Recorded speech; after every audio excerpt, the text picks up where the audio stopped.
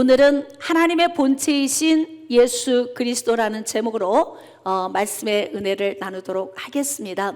하나님의 나라가 완성되기 위해서는 저와 여러분이 하나님의 나라를 위해서 목적을 가지고 나아가야 되는데, 우리가 목적을 가지고 나아갈 때 우리의 힘만으로는 역부족이라는 거예요. 그래서 하나님이 주시는 은혜를 입어야만이 하나님의 나라가 완전해질 때까지 우리가 쓰임받을 수 있습니다. 그래서 우리가 어떻게 하면 하나님의 나라가 완전해지는 그날까지 우리가 멋지게 쓰임받을 수 있을까? 그래서 하나님의 본체이신 예수 그리스도에 관해서 오늘 기록된 말씀을 좀 증거하도록 하겠습니다.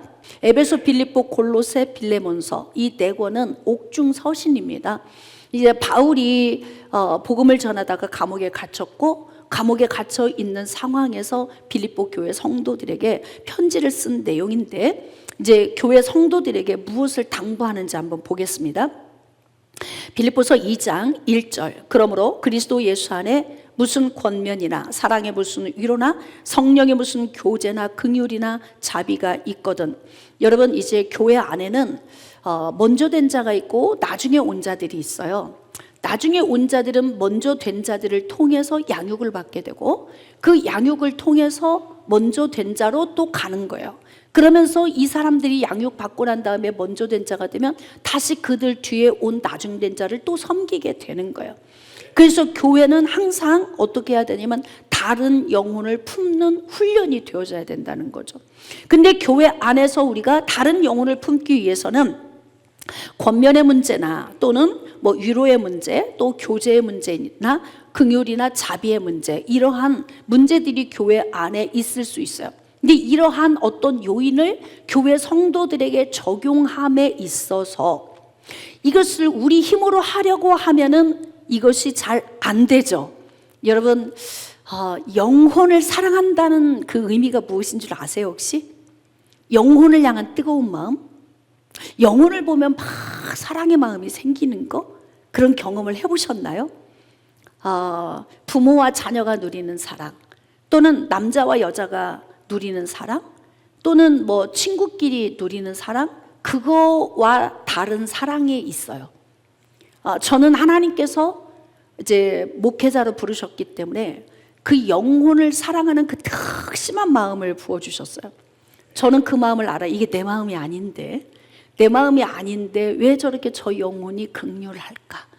내 마음이 아닌데 왜 저 영혼에 대한 이렇게 마음이 이렇게 갈급할까?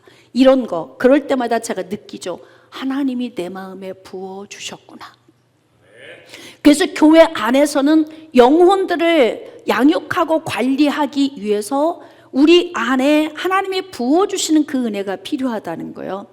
그런데 이렇게 교회 안에는 또 어떤 교제나 또 위로나 권면이나 긍휼이나 자비의 이런 문제를 해결하기 위해서 우리가 먼저 가져야 할 마음 자세가 있어요. 그 마음 자세가 무엇일까요? 이렇게 교회에 오면 누군가의 사랑을 받고 누군가의 도움을 받으면서 내가 또 사랑을 줄 수 있는 사람으로 훈련이 되어지는 거거든요.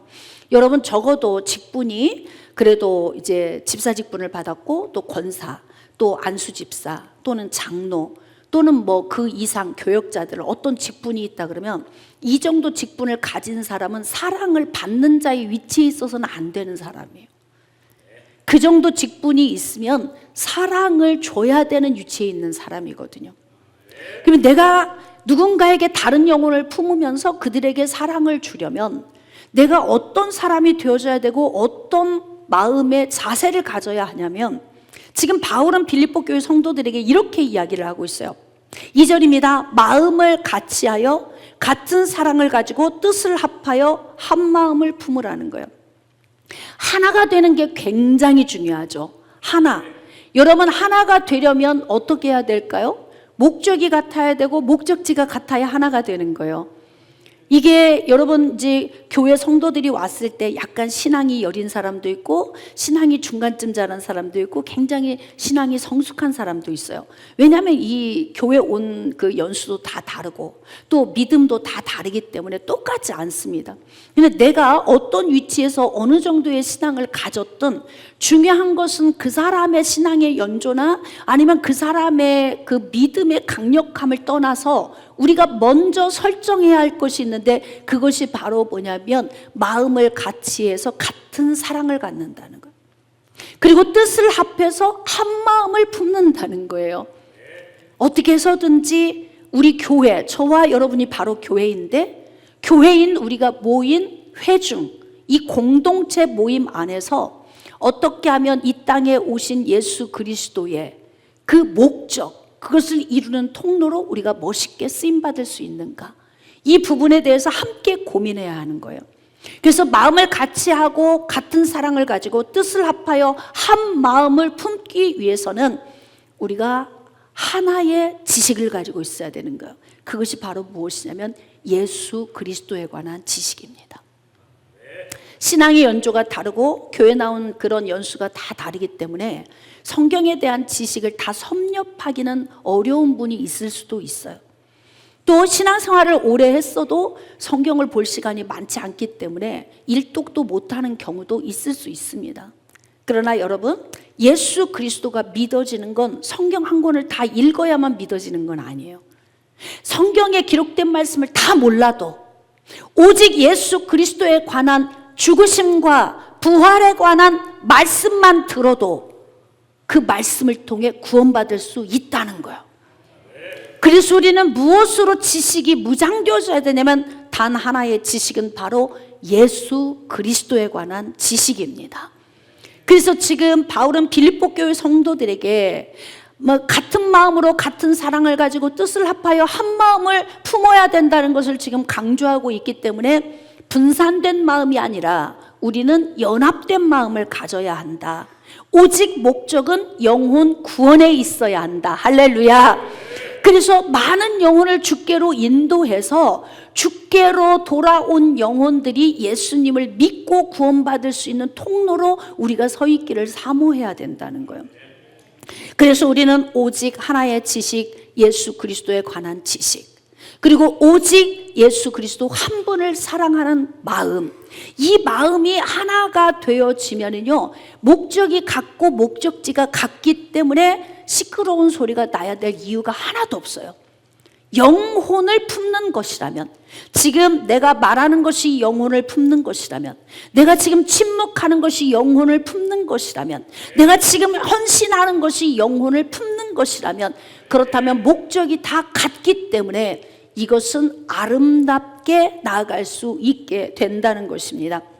자, 3절에 보니까 아무 일에든지 다툼이나 허용으로 하지 말고 오직 겸손한 마음으로 각각 자기보다 남을 낮게 여기고, 이렇게 한 마음을 품어 같은 지식과 같은 목적, 같은 목적지를 향해 나아가면서 어떻게 해야 되냐면 다른 사람을 나보다 높게 여기는 마음, 이게 너무 중요하다는 거예요.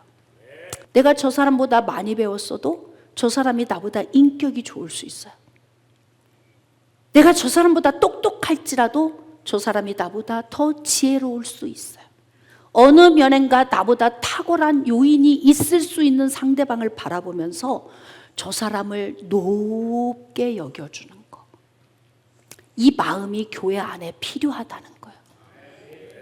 그러면서 자, 셋째는 각각 자기 일을 돌아볼 뿐더러 또한 각각 다른 사람의 일을 돌보아 나의 기쁨을 충만하게 하라. 내가 복음 전하다가 옥에 갇혀서 지금 너희들을 생각하고 사모하는 마음으로 이 편지를 쓰는데 내가 너희들을 통해 좀 기뻤으면 좋겠다. 그런데 그 기쁨이 바로 뭐예요? 같은 마음으로 같은 사랑, 한 마음을 품는, 같은 목적과 같은 목적지를 향해 가는 것을 설정해 놓고, 그리고 주변에 있는 사람을 더 높게 여겨주면서 자기를 돌아볼 뿐만 아니라 다른 사람까지 돌아볼 수 있는 그런 마음, 이게 교회가 갖추어야 될 소양인 거야. 누가 교회입니까? 다시, 누가 교회입니까? 인천 광민교회? 이게 교회입니까? 교회는 누가 교회인 거예요? 내가, 저와 여러분이 교회이고 우리 교회인 우리가 모인 회중, 이 회중이 훈련받고 이곳에서 하나님 나라를 확장시키는 도구로 이 건물이 쓰임을 받는 거예요.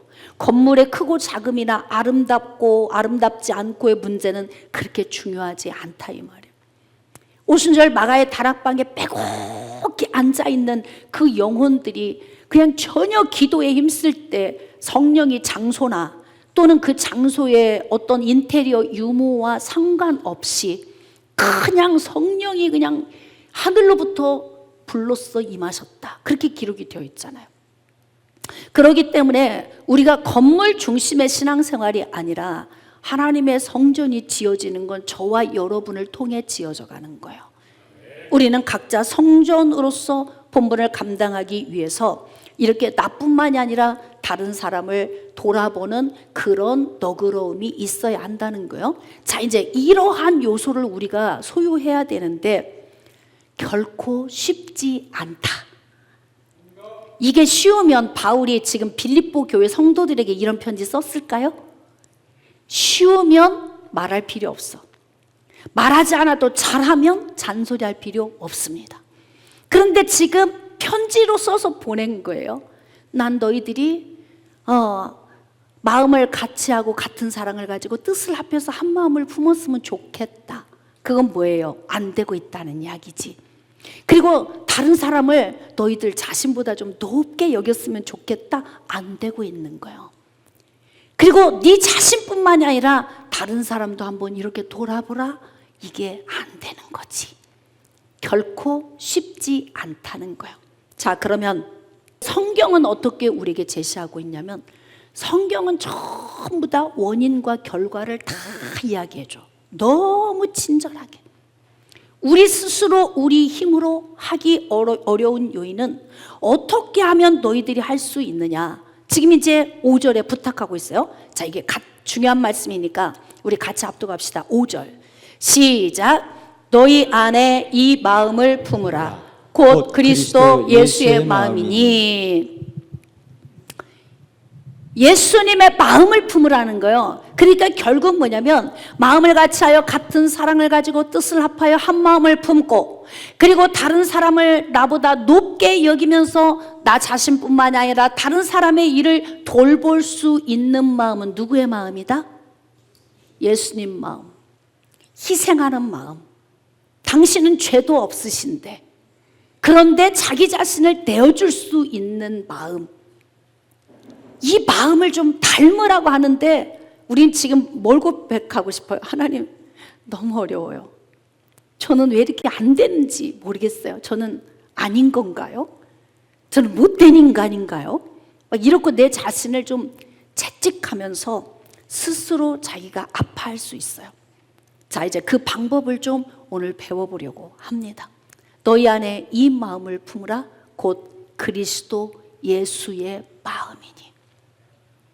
예수님의 마음은 어떤 마음일까요? 자, 빌립보서 2장 6절입니다. 그는 근본 하나님의 본체시나 하나님과 동등됨을 취할 것으로 여기지 아니하시고. 여러분, 예수님은 하나님이시라는 거예요. 그러면 요한은 예수님이 하나님이신 것을 어떻게 표현을 했냐면 요한복음 1장 18절 말씀에 본래 하나님을 본 사람이 없으되 아버지 품속에 있는 독생하신 하나님이 나타내셨느니라. 아버지 품속에 있는 분을 육신으로 보여주셨다는 거예요, 우리에게. 그러니까 우리가 하나님을 보려면 누구를 보면 되는 거예요? 예수님을 보면 되는 거예요. 여러분, 하나님은 영이시기 때문에 육체가 없으십니다. 그러므로 육체가 없으신 하나님이 당신 자신을 어떻게 계시를 해줬냐면 죽은 인생을 사랑하셨기 때문에 그들을 구출하기 위해서 당신 품속에 있는 독생자를 육신을 입어서 이 땅에 보내주신 거예요. 그래서 예수님은 곧 하나님이신데 느추한 인간의 모습으로 오셔서 심지어는 저와 여러분이 범죄하고 죽은 가운데서 살리시기 위해서 우리의 죄를 대신 가져가신 거예요. 그렇게까지 이 땅에 오셔서 하나님의 본체이시지만 낮고 천한 인간의 몸으로 이 땅에 오신 예수님을 바라보라는 이야기예요. 예수님은 하나님이신데 이 땅에 육신을 입고 오셔서 조롱과 멸시와 침뱉음과 이루 말할 수 없는 그런 모든 모욕과 멸시를 침묵하면서 다 감내하셨다는 거예요. 여러분, 예수 그리스도를 닮는 이 훈련이 안 되면 같은 마음, 같은 사랑, 한 마음 품고 합력해서 선을 이루는 거 안 됩니다. 내가 물과 기름으로 섞이지 못하는 이유가 뭐야? 내가 물속으로 녹아 들어가지 못해서 그래. 내가 둥둥둥 떠다녀 기름으로. 왜 그런 거예요? 내가 안 녹아서 그런 거예요. 교회는 마음을 같이하여 같은 사랑을 가지고 뜻을 합하여 한 마음을 품어서 어떻게 해서든지 새로 온 영혼들을 세워서 땅끝에 있는 마지막 한 사람이 구원받기까지 하나님의 나라를 완전히 세우는 통로로 우리가 서 있기를 원하시는 거예요. 그런데 내가 기름으로 남아있어요. 용해되지 않아요. 속으로 들어가지 못해요. 그런 빌립보 교회 성도들이 이런 요인이 문제가 있으니까 지금 바울은 빌립보 교회 성도들에게 어떻게 해서든지 마음을 같이 해야 한다. 그리고 뜻을 합해서 한 마음 품어야 한다. 합력하여 선을 이루어야 한다. 지금 이것을 요구하고 있는데 지금 우리 자신을 돌아보니까 내 중심적이고 나만 생각하고 나 좋은 내 기준, 내 관점, 내 사고방식, 내 고정관념으로 사람들을 다 이렇게 분별하고 평가하면서 오직 내 중심으로 살아가는 우리 자신을 볼 때 하나님, 다른 영혼 섬기는 게 너무 어려워요. 내가 만약에 새로 온 영혼 중심으로 그 위치로 가서 그를 배려하는 마음으로 그를 섬기지 못한다면, 그렇다면 하나님의 나라가 세워지는데 내가 통로로 쓰임받기 어려운 거예요. 내가 못하면 다른 사람 통해서 하시겠죠? 하나님은? 그러면 예수님 공중재림하실 때 내가 입고 주님께 나아갈 세마포 옷이 너덜너덜하겠지. 어떻게? 불 가운데서 구원받은 것 같은, 나무나 풀이나 지푸로 건축을 해서 마지막 공적을 불로 탁 사를 때 남은 게 없어. 여러분, 불 속에서 건져냄 받았다 생각해 보세요. 불 속에서 건져냄 받았으면 내가 나만 한 게 있어? 빈몸이죠. 몸은 성한 데가 있어요? 다 들어붙었죠. 뭘 건질 수 있어? 그름으로 온통 있죠? 불 가운데서 건져냈으니 예수님 앞에 내가 입고 갈 세마포 옷이 없는 거야. 그렇게 구원받는 그 부끄러운 구원에 우리가 나가서는 안 된다는 거죠. 그렇기 때문에 예수 그리스도는 근본 하나님의 본체이시만 하나님과 동등됨을 취할 것으로 여기지 아니하시고 오히려 자기를 낮춰서 종의 형체로 오셨다는 거예요. 자, 그러므로 여러분, 우리는 예수 그리스도가 종의 형체를 가지시고 이 땅에 오신 것처럼 우리도 어떻게 해야 되냐면 우리도 종의 마음을 가지고 가야 되는 거예요. 우리는 어떤 마음을 가져야 되냐면, 사랑하는 여러분, 하나님께서 예수 그리스도를 당신과 동등한 분이심에도 불구하고 이 땅에 예수님을 보내셨기 때문에 낮고 천한 모습으로 오신 예수님을 닮으라는 거예요. 겸손해지라는 거지. 그래야 다른 영혼을 품을 수 있다는 거예요. 그렇게 하려면 어떻게 해야 되느냐? 끊임없이 예수님을 바라봐야 돼. 우린 누구의 자녀예요? 하나님의 자녀인데 하나님을 본 사람이 없어요, 본래. 그래서 하나님은 어떻게 했냐면 자신을 육신으로 나타내 주셨어요. 그분이 누구이십니까? 시작. 그렇습니다. 예수 그리스도, 예수 그리스도. 그러니까 예수 그리스도를 계속 바라봐야죠. 반복적으로 예수 그리스도를 바라보고 또 바라보고 또 바라봐야 그분이 가는 길을 나도 갈 수 있는 거야. 안 바라보면은 안 닮는 거죠. 그러니까 지금 여기 말씀에는 왜 이렇게 한 마음을 품고 같은 사랑을 가지고 가야 되는 이 부분을 다뤄놓고 너희 안에 이 마음을 품으라 곧 그리스도 예수의 마음이니 그는 근본 하나님의 본체시나 하나님과 동등됨을 취할 것으로 여기지 아니하시고 비록 내가 지금 가진 게 많고 배운 게 많고 누구보다 탁월하고 높아도 그래도 겸손함으로 나의 지식의 동등함, 나의 물질의 이 수준으로 나를 보이지 않고 취할 것으로 여기지 아니하시고 오히려 자기를 비워 종의 형체로 우리에게 나타나셨다는 거예요. 사랑하는 여러분, 예수님을 바라봅시다. 그리고 자꾸 예수님이 가신 길을 우리가 가야 되는 거예요. 그분 바라봐야 닮는 거예요. 예수님은 배려의 사랑을 하신 거예요. 배려의 사랑은 곧 희생의 사랑이에요. 상대방을 위한 거예요. 자신은 죄도 없으세요. 자신은 하나님과 동등한 분이세요. 곧 하나님이십니다. 왜 그럼에도 불구하고 죄인의 모습으로 와서 죄인의 죄를 다지고 가셔야 되는 거예요. 우리를 사랑한 배려의 사랑, 내 짐을 대신 지고 가신 배려의 사랑, 그 다음 사람의 모양으로 나타나셔서 자기를 낮추시고 죽기까지 복종하셨으니 그 십자가에 죽으심이라. 죽음, 자기 자신을 죽기까지 죽음으로 내어주시고 그리고 죽은 죄인들을 건지시고 살리신 거예요. 이게 예수님이 가신 길이야. 예수님이.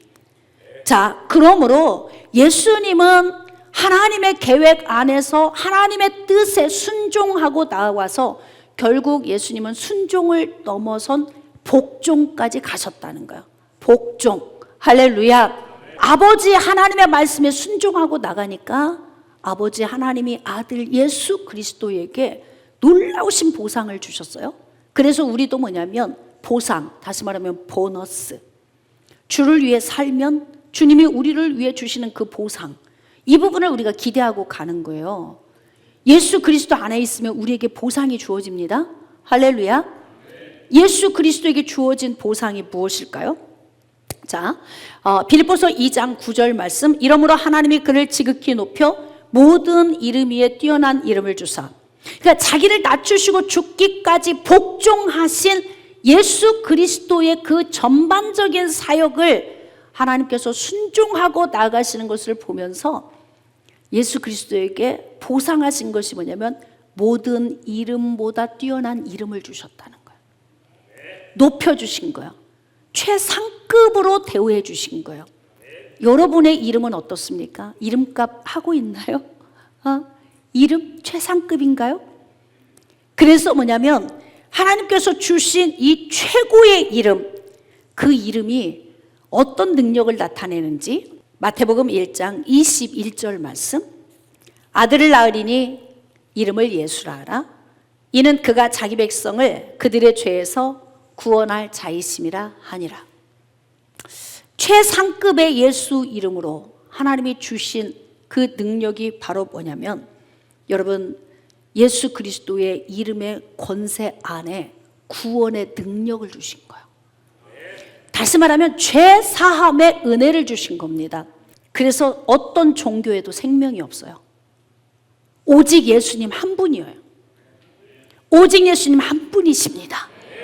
그러므로 사랑하는 여러분, 우리가 믿는 예수 그리스도를 정말 당당하게 자부심을 갖고 믿으셔야 돼요. 그리고 우리의 모든 힘겨운 문제들을, 내가 할 수 없는 것들을 다 주님께 내어 맡기고 정말 평안한 마음으로 가야 돼요. 왜 마음에 수련하는 사람들은 얼굴이 빛이 나는데 왜 맨날 기도하며 주님 안에 사는 사람들은 그렇게 용서도 못하고 내려놓지도 못하고 염려 근심 걱정에 찌들어서 그냥 얼굴이 보면은 다 그냥 얼굴이 심란해. 지금 제가 여러분들을 이렇게 앞에서 보니까 심란해. 에? 얼굴이 내가 나를 못 봐서 오늘 살고 있다. 에? 만약에 여러분이 여러분 얼굴을 매일 보고 산다면 여러분 자신도 여러분을 안 보고 싶을 거예요. 응? 그 정도로 심란해. 지금 얼굴이. 그러니까 사랑하는 여러분, 예수님 바라봅시다. 예수님 바라보면서 그분이 가신 길을 우리가 가는 거예요. 그래서 바로 구원의 은혜 주셨으니까 우리가 죄 가운데서 죄 사함을 받고 하나님이 주신 그 구원의 은혜를 받았으니 기뻐야 맞지요. 할렐루야. 유일하신 예수 그리스도의 이름으로 우리가 구원을 받았으니 기뻐하셔야 되는 거예요. 자, 두 번째, 뛰어난 이름. 이 뛰어난 이름의 두 번째 탁월한 능력이 뭐냐면, 자, 말라기 4장 2절 말씀 우리 한 목소리로 합독합시다. 시작. 내 이름을 경외하는 너희에게는 공의로운 해가 떠올라서 치료하는 광선을 비추리니 너희가 나가서 외양간에서 나온 송아지같이 뛰리라. 예수 그리스도의 이름을 부르기만 해도 그래도 치료의 광선이 막 임한다는 거예요. 구약에는 여호와 하나님, 예? 여호와 하나님.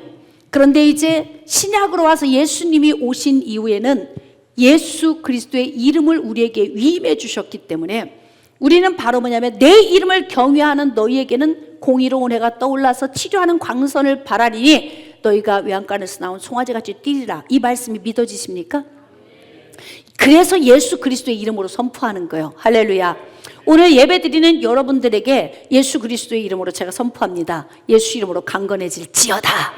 예수 이름으로 형통해질지어다.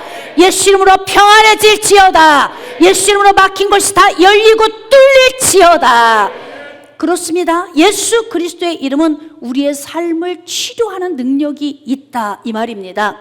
그 다음 예수 그리스도의 이름, 아주 뛰어난 그 이름, 얼마큼 탁월하고 얼마큼 뛰어난 이름을 주셨냐면, 고린도후서 5장 17절 그런즉 누구든지 그리스도 안에 있으면 새로운 피조물이라 이전 것은 지나갔으니 보라 새 것이 되었도다.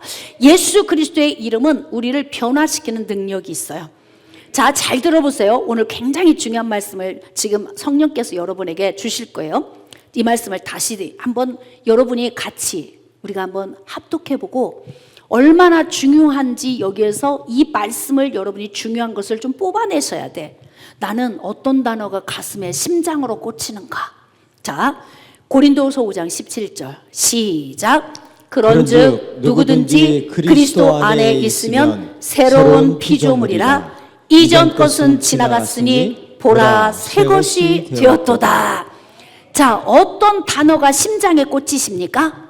제가 이 말씀을 묵상하면서 심장이 막 뛰는 거야. 왜? 여러분, 말씀은 깨달아질 때 은혜가 오는 거예요. 제가 이 말씀을 여러분이 다시 들어보세요. 그런즉 누구든지 그리스도 안에 있으면 새로운 피조물이라 이전 것은 지나갔으니. 지금 이 하고 이것도 지나갔어. 보라 새 것이 되었도다. 그러면 만약에 내가 지금 마지막 호흡 2개 남았어. 2번 하고 주님 앞에 가야 돼. 근데 호흡 딱 맞췄어요. 이전 것이 지나갔어. 그리고 난 지금 새 것이야. 여기서 벌써 열이 깨달아져야 돼. 예수 그리스도의 이름으로 구원받은 자에게 주시는 예수 그리스도의 이름이 특권이 뭐냐면, 우리를 새 것으로 바꿔놓으신다는 거예요. 어제까지 살아왔던 건 지나갔어요. 오늘 나는 새 것입니다. 예수 그리스도의 보혈의 피의 효력이, 내가 주님이 다시 오셔서 부활하는 그날까지 이 효력이 계속 임하고 계시는 거예요. 피 한 번 흘리시고 끝이 아니라 피 흘리신 그 피의 효력이 계속 지속되고 있는 거예요. 그래서 히브리서 9장 12절 말씀에 염소와 송아지의 피로 아니하고 오직 자기의 피로 영원한 속죄를 이루사. 그 영원한 속죄가 바로 뭐냐면, 보라 이전 것은 지나갔으니 새 것이 되었도다. 이전 것 지나갔습니다. 지금 저와 여러분은 새 것입니다. 이 능력이 어디서 왔냐면 예수 그리스도의 이름에서 왔습니다. 여러분, 계속 마음에 수련을 하고 돌을 닦아도 새 것이 안 돼. 그래서 지옥 가는 거예요. 우리가 새 것이 된 것은 내가 선하게 살아서 새 것이 된 게 아니에요. 예수 그리스도의 피가 우리를 덮으셨기 때문에 그래요. 우리의 수치를 가려주시고 죄를 용서해 주셨기 때문에 그렇습니다. 우리가 새로운 피조물이 된 것은 내 노력으로, 나의 선함으로, 나의 착함으로 된 것이 아니라 하나님께서 예수 그리스도의 피의 공로로 말미암아 새 것으로 교체해 주신 거예요. 그런데 궁금하죠? 우리는 새 것으로 바뀌었다는데 아직도 옛 것처럼 살고 있어. 그러니까 확신이 안 와. 나는 구원을 받았을까? 내가 구원을 받았다면 내가 이렇게 살고 있을까? 나는 아직도 보면 너무 누추하고 더럽고 추한데, 이런 구원에 확신이 없는 사람들이 있어요. 여러분, 내 노력으로 구원받으면 한 사람도 이 땅에 구원받을 사람이 없어요. 다시 말하면 이전 것은 지나갔으니, 이거 누가 결정한 거예요? 하나님이 결정하신 거예요. 하나님이 정해놓으신 방식이에요. 그래서 오늘 찬양했잖아요. 죄에서 자유를 얻게 함은 보혈의 능력, 주의 보혈, 시험을 이기고 승리하니 참 놀라운 능력이로다. 주의 보혈 능력이 또다. 주의 피 믿음, 주의 보혈 그 어린 양의 매우 귀중한 예수 그리스도의 피가 이전 것은 지나갔다. 여러분, 이게 현재 진행형이라서 너무 감사해. 내가 호흡 끝나는 그날 이전 것은 지나갔다. 너는 이제 새 것이다. 이렇게 우리를 받아주실 그 하나님의 은혜, 얼마나 놀랍습니까? 심장이 뛰십니까? 제가 이 말씀 준비하면서 말씀을 묵상하는데 막 심장이 쿵덕쿵덕쿵덕 뛰는 거예요. 그렇구나. 이게 하나님의 은혜이구나. 바로 그러니까 바울은 지금 빌립보 교회 성도들에게 마음을 같이하여 같은 사랑을 가지고 한 마음을 품어, 이렇게 주의 일을 좀 이렇게 멋있게 좀 해야 되는데 너희들 뜻대로 안 되지. 그러니까 이 마음을 품으라. 그리스도 예수의 마음이야. 그런 근본은 하나님의 본체신데 하나님과 동등됨을 취할 것으로 여기지 아니하시고 자기를 비우셨어. 그리고 종의 형체를 가지셨거든. 그리고 사람과 같이 되었어. 그리고 사람의 모양으로 나타나셔서 자기를 낮추시고 죽기까지 복종하신 것은 십자가에 죽으신 거야. 그리고 예수님이 받은 보너스, 보상, 그것을 다루시는데 그게 바로 뭐냐면 뛰어난 이름이에요. 예수 이름을 믿으십시오. 그 뛰어난 이름을 삶에 적용하십시오. 그 뛰어난 이름은 구원과 변화와 회복의 은혜를 주십니다. 그러므로 이 보상을 우리가 지금 누리고 있잖아요. 예수님께 주신 보상이 결국 누가 누리는 거예요? 예수 그리스도를 믿는 믿음의 사람들이 그 보상을 누리는 거예요. 이게 왜 은혜예요? 이게 왜 은혜예요? 난 아무것도 한 게 없는데 예수님이 죽으셨고 그 죽으신 대가로 보상을 주셨는데 그 보상을 누가 받았다? 할렐루야. 하나님께 영광의 박수 한번 올려드립시다. 이렇게 예수님이 받으신 이 보상, 그리고 마지막 한 가지, 모든 무릎으로 예수 이름 앞에 꿇게 하셨다. 자, 빌립보서 2장 10절 한 절 합독합시다. 시작. 하늘에 있는 자들과 땅에 있는 자들과 땅 아래 있는 자들로 모든 무릎을 예수 이름에 꿇게 하시고. 이 말씀이 현재적으로 생각하면 이해가 안 돼요. 왜? 어떻게 모든 무릎이 꿇었어? 예수 믿는 사람은 제한적인데, 그렇죠? 불신자들도 많은데 모든 무릎이 꿇었다는 말이 무엇인가? 이 말씀은, 자, 잘 들어보세요. 하늘에 있는 자들, 영적 세계에 속한 타락하지 않은 천사들의 영역과 그리스도 안에서 죽은 자들이 천국에 가 있는 거죠. 그들을 하늘에 있는 자들로 표현한 거예요. 자, 그 다음에 땅에 있는 자들은 지금 우리가 살아서 움직이고 있는 자들을 이야기하는 거고, 그 다음에 땅 아래에 있는 자들은 영적 세계에서 타락한 영적 천사들, 그리고 그리스도 밖에서 죽은 지옥에 있는 자들, 그러니까 이것을 전체적으로 이야기하면 이 땅에 태어나서 죽은 모든 사람, 예수 그리스도가 재림해서 오시기까지 있는 그 모든 사람들이 그분 앞에 무릎을 꿇는데 무슨 의미일까? 이게 마지막 날 심판대에 섰을 때, 여러분 예수 그리스도를 믿은 사람은 심판에 이르지 않습니다. 요한복음 3장 18절에도 기록되어 있고요, 요한복음 5장 24절에도 내 말을 듣고 또 나 보내신 이를 믿는 자는 심판을 받지 아니하나니 죽음에서 생명으로 옮겼느니라.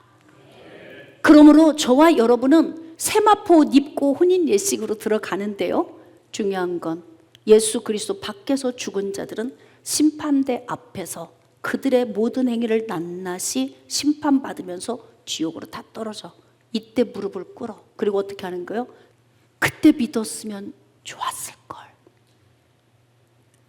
하나님의 계획은 놀라우십니다. 여러분 말씀을 좀 정리해 보도록 하겠습니다. 그러므로 바울은 뭐라고 하냐면 너희 안에 이 마음을 품으라, 곧 그리스도 예수의 마음을 품으라는 거예요. 교회에 많은 영혼을 품고 마음을 같이하여 같은 사랑을 가지고 또 한 마음으로 교회를 이끌어가고 예수님 오실 때까지 완전 구원의 자리로 가서 교회를 아름답게 이루기 위해서는 예수 그리스도의 마음으로 가라는 거예요. 근데 예수 그리스도의 마음으로 자기를 낮추시고 죽이시고 복종하셨더니 보상을 주셨더라. 그 탁월한 이름을 누가 누리더라? 내가 누리더라.